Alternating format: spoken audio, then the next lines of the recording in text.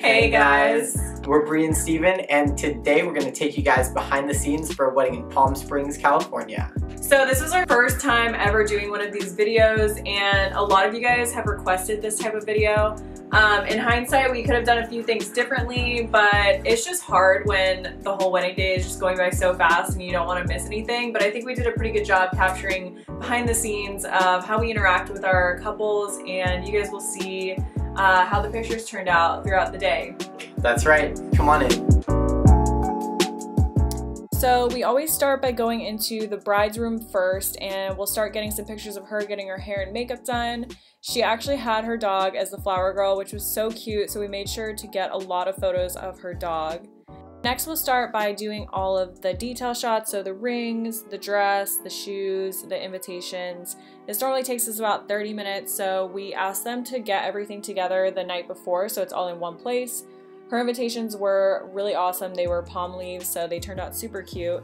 And yeah, you can just be as creative as you want with these, and no wedding's gonna have the same details, which is why it's my favorite part of the day. Now that all the girls have their hair and makeup done, we'll get a few pictures of them hanging out, popping some champagne in their robes. This was a funny moment because this actually popped before she realized it was going to. So this is just really great for some candid moments and just getting them just hanging out and pouring some champagne. So I'll just get in close and get a few detail shots of that as well. So this hotel room did not have the best lighting, and the carpet was not that great either, but you gotta do what you gotta do.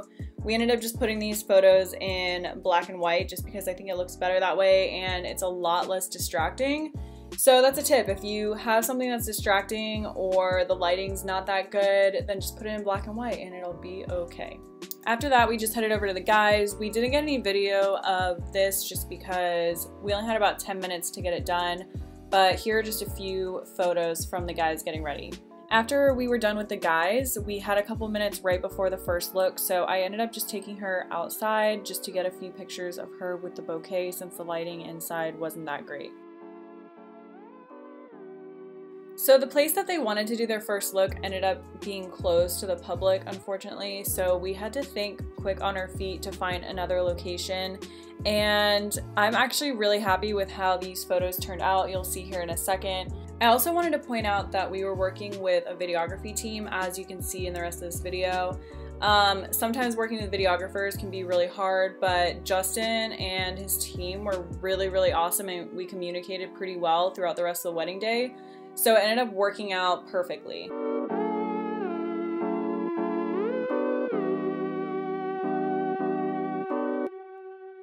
Their wedding was actually right after daylight savings time, so we really had about 5 to 10 minutes to get some bridal portraits done. We weren't too worried about it because we were actually doing a separate session the day after in Joshua Tree, which you guys will also see in this video.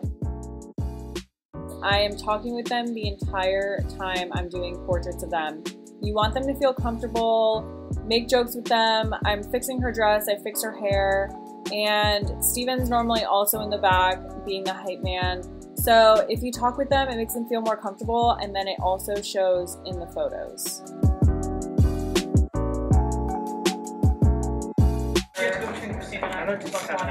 And turn to your shoulder.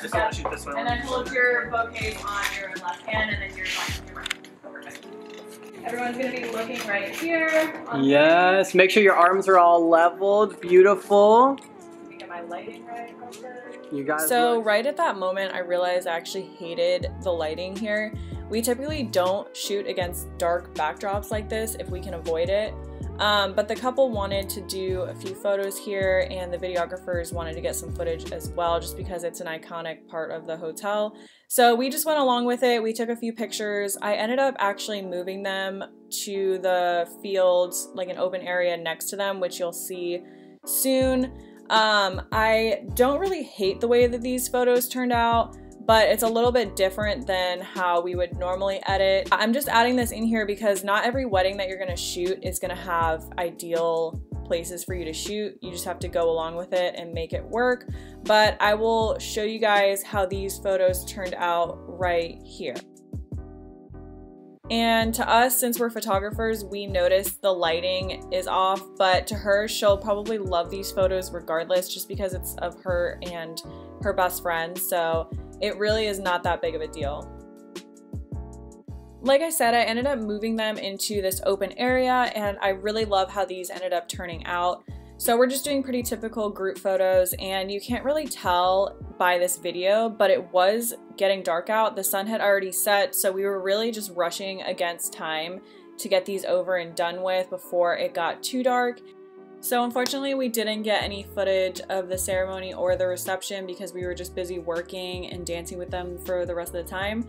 But the ceremony was outdoors and it was completely dark by then, and we didn't set up any lighting. So what we did was we just raised the ISO, and this is how those photos turned out. So the next day we ended up driving out to Joshua Tree to do their bridal portraits, and I'm so happy that we ended up doing this because we got some amazing photos of them. So the rest of this video, I think what I'll do is I'll just let you guys hear how we interact with them and how we guide them in different poses, so you guys can kind of see what we do in order to get the shots that we get. And Matt, you can turn your head almost as if you're like looking back at her. Look back at it. Look back at it. And then I want both of you guys to look right here.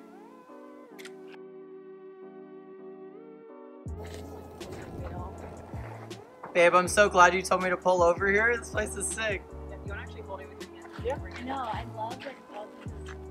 Yeah, dude. What a great location. Oh, that's so pretty. Oh my god. I know, I hope this hair is cooperating. You're good. You're good. And then hold hands down by your side. Perfect. And get in nice and close. Make sure your hips are touching. What is that body part? My arms too much with this thing. Oh, right you here. can't? That's perfect. Yep. And Matt, yeah, you can just bring your face down closer to her.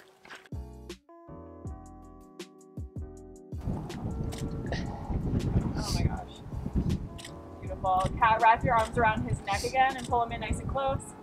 And Matt, pull her in nice and tight at the waist. Oh, I love that with you leaning on him.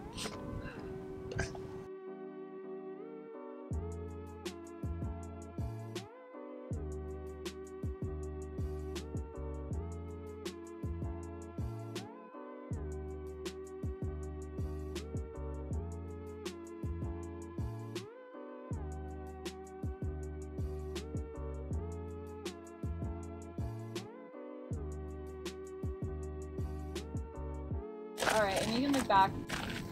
Gorgeous. Bring your hips in a little bit closer together, actually. There we go. Perfect. And then Kat, you can look over your shoulder at me. And Matt, you're going to be looking at her.